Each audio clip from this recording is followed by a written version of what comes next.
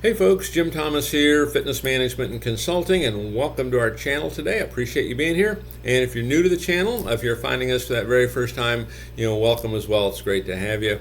And again, as a quick reminder to all, my focus, my mission here in the channel is I want to be able to provide as much information as I can to as many people as I can, across all regions. And the best way I can do that is when you choose to subscribe to the channel, when you choose to hit that like button, when you choose to share the information, when you choose to offer comments below. So with that said, if you've not yet done so, please subscribe. Please take the following actions and to help us reach as many people as we can. And then for additional ways you can choose to support the channel, for additional ways that I can help take your business that next level, be sure to check out those links below. And with that said, let's get into our topic today, and it's 5 ways to create a successful gym sales management strategy. 5 ways to create a successful gym sales management strategy. So if you're an operator, if you're a general manager, you're a sales manager, these are things you want to be mindful of. Even as an individual salesperson, you might say, well, hey, I want to adopt some of these things just for me, okay? Because I am my own business, in a manner of speaking. So, 5 ways to create a successful gym sales management strategy. So let's get into this. Number 1 on my list is, assess, where you're at right now and where you've been. Assess what's working well and what's not. Do an honest, objective analysis of where you're at. What's working well and what's not. And when you do these kind of things, it's not meant to be a kick me session. It's not meant to be make me proud of you session. Okay? It's an honest, objective analysis of where you're at. What's working well and what's not. And I would suggest on this, I would always be asking those questions. I like to ask those questions really at the end of every day. Okay, I like to ask them in every meeting, constantly, what's working well and what's not. Because if it's working, I want to make sure I continue to do it. If it's not working, I want to make sure I get it fixed, because if it continues to not work, I know I've got myself a problem here. Okay, so what's working well, what's not. Make sure we're acutely aware of that from an objective standpoint, not an emotional standpoint, purely objective. Okay. Number 2, create a clear, ideal member profile.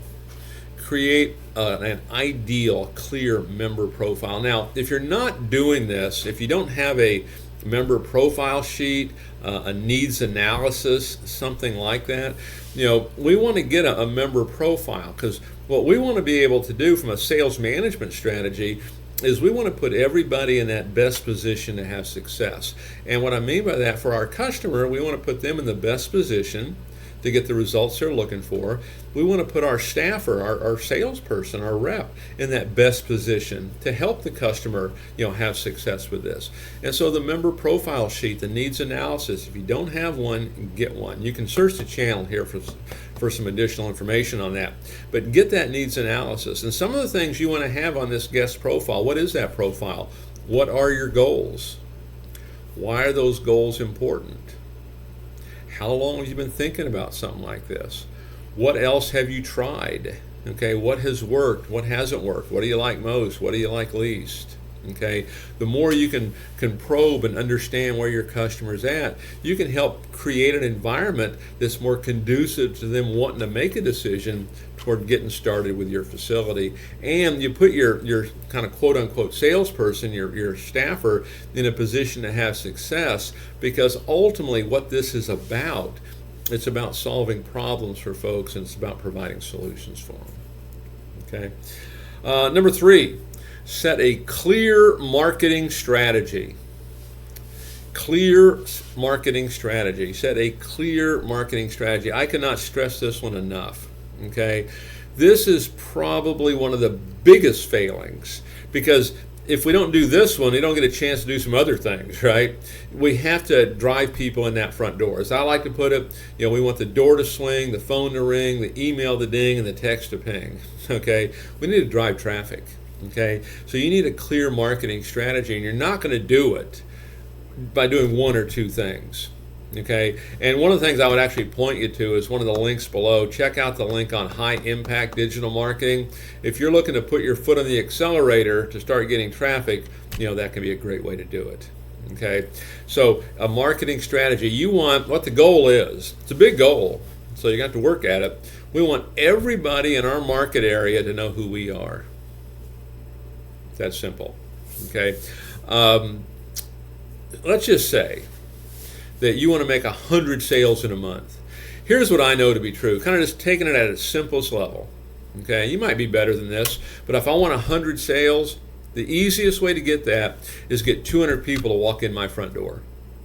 That's a 50% success rate. Okay, but if I have a great attitude, I follow the process, I've got a repeatable process that I'm using, I'm going to have success. I'll sign up at least half of them. You'll probably do more than that. But if you want 100 people to join, get 200 people to walk in. Get a strategy, get a clear marketing strategy on how to do that. Okay, if you need help, feel free to reach out to me. Happy to have a conversation with you about this. This one's crucial. You have to have folks walking in that front door.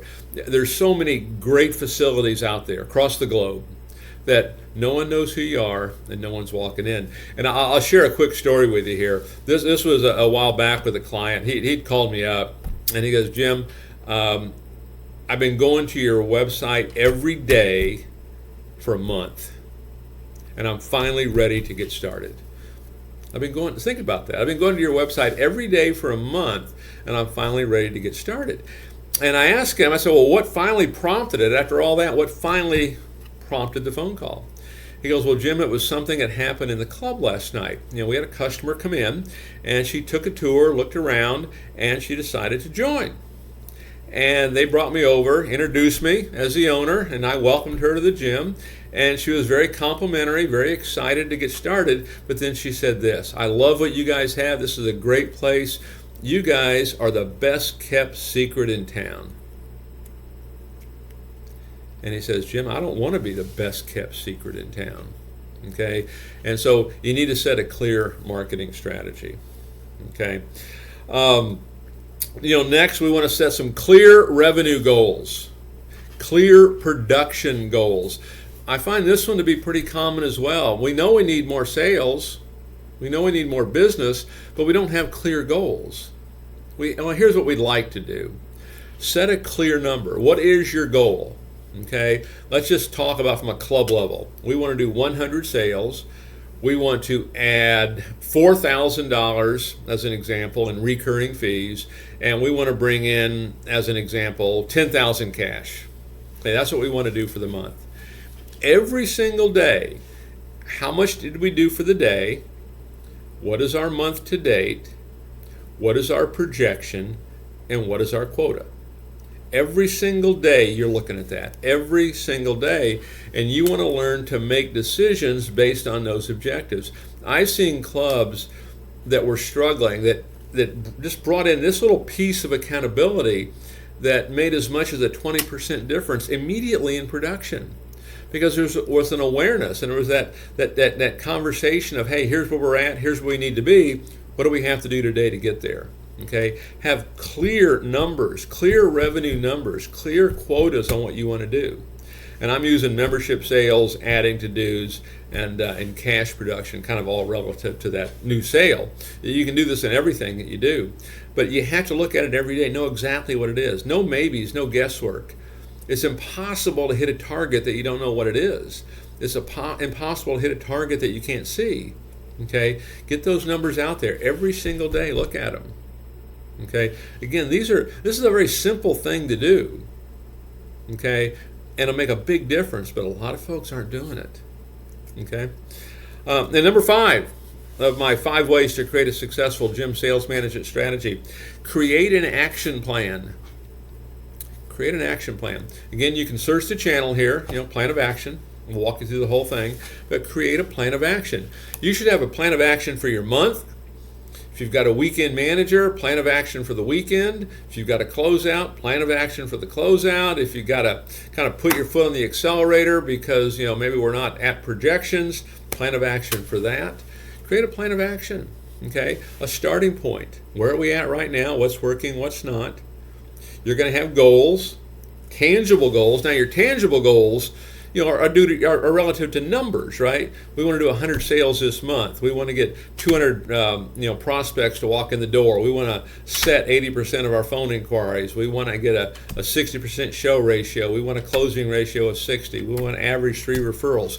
Whatever it might be, the tangible goals are relative to a number. Your intangible goals, we want to increase belief. We want to increase urgency. We want to increase enthusiasm. So you've got tangible and intangible. But then have your plan. What's my plan to get this many sales? What's this plan to bring these leads in? What's my plan to increase enthusiasm? What's my plan to increase urgency?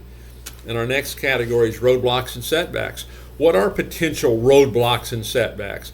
Well, maybe, this month we got a major holiday in there that, could be a little bit disruptive. What's our plan for that? Or if we anticipate, bad weather, how's that going to be handled? Or loss of key personnel, or staff coming in, or inflation, all these things, we still need to get results. Still have to pay the rent. Okay, what's the plan? And so that's a quick idea of what you're looking for. Again, search the channel for plan of action. We'll give you the whole laydown on that and how that works. Okay, but have a clear action plan. Okay, of how you're going to do this. And every month it's not the same old action plan. We need to really be thinking this through and giving us some time and effort to move this thing forward. We want to make things happen. We don't want to sit back and just wait for them to happen. So folks, 5 ways to create a successful gym sales management strategy. Hope you found that beneficial.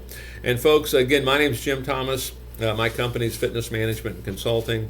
Appreciate you being here at the channel today. And again, if you've not yet done so, help us reach our goal by reaching as many people as we can across all regions. Help us do that by subscribing to the channel. Hit that subscribe button. And then for additional ways that you can choose to support the channel, for additional ways that I can help take your business that next level, please check out those links below. And we'll look forward to seeing you all in that next video.